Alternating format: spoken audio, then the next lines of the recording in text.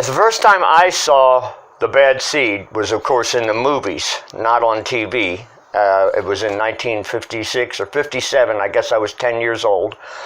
And I saw it at the Ideal, and it had an incredible impact on me. It was a movie that I didn't forget very easily because it was a comedy about badness, about evil, a comedy about evil, about somebody who is all the way evil.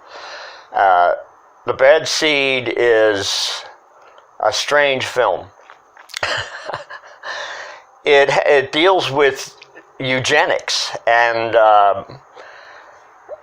the McCarthy era figures into the whole formula. The thing is that the genetics, the eugenics, the whole thing it depends on eugenics because they're supposing that Rhoda is a monster, has gotten her genes from a serial killer, and so therefore she is a serial killer, and the behaviors that she's exhibiting are the behaviors of a serial killer. The Bad Seed's based on a book by William March, 1954. Then it went to Broadway in 56. Maxwell Anderson directed it, and that's where the ensemble cast was assembled that stayed through the movie.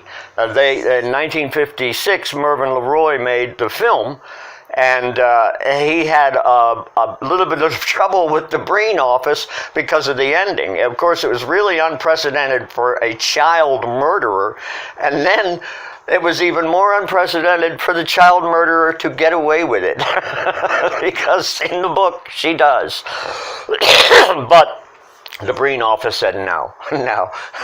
Crime does not pay. So America, we interrupt this program with a Hollywood God ending, and we're going to strike this child with lightning. And it's strange. I was thinking about victimhood, and you're thinking, well, this movie is designed to make you laugh about somebody being killed.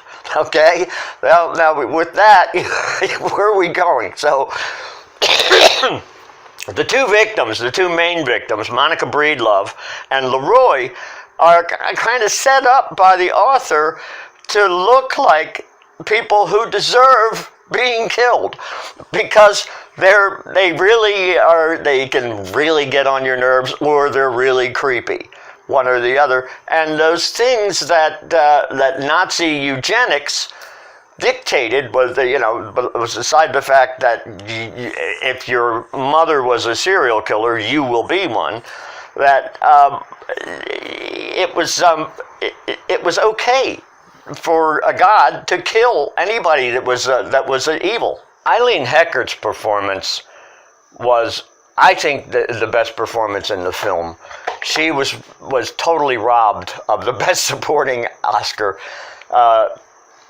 because when she enters as this drunken angel of truth, and drunkenness is supposed to loosen your inhibitions and allow the hidden truth to come out. Well, she comes in and blasts the truth all over these people in this drunken rage that's just hideous and pitiful at the same time, and heartbreaking, totally heartbreaking. And that's one of the things about film is that it movies, and it makes you cry the hardest you can cry and laugh the loudest you can laugh.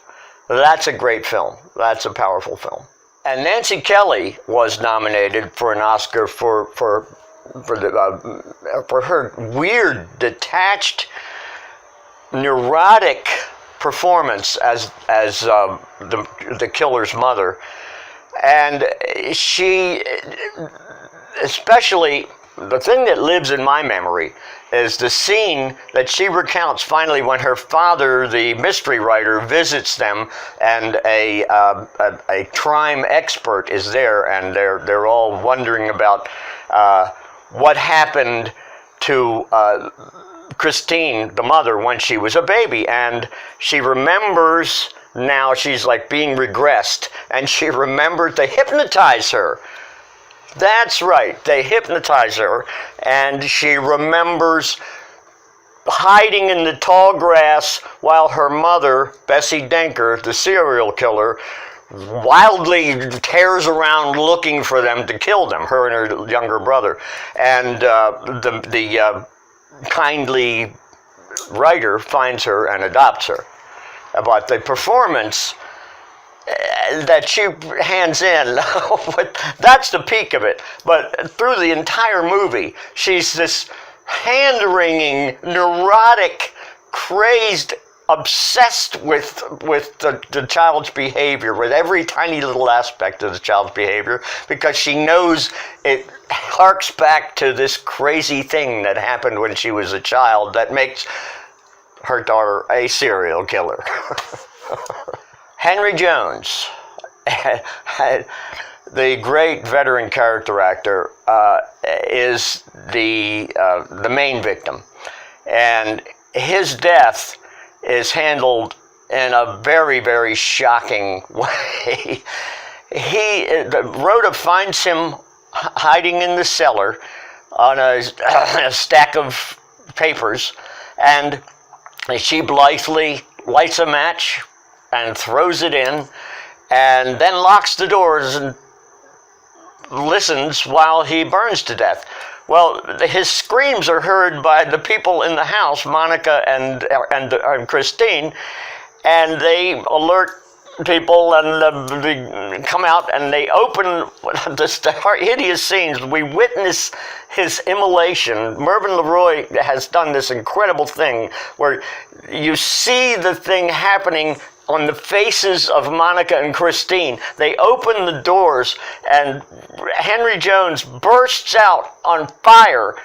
You don't see him, you hear him screaming.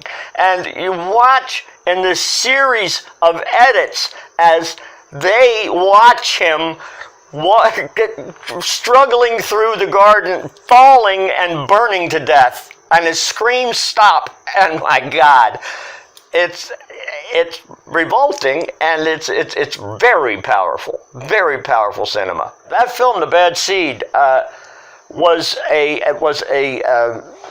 at the head, the root of the genre of child killers that ends up with Chucky. You know, and that's an entire genre of horror film that grew from that one performance.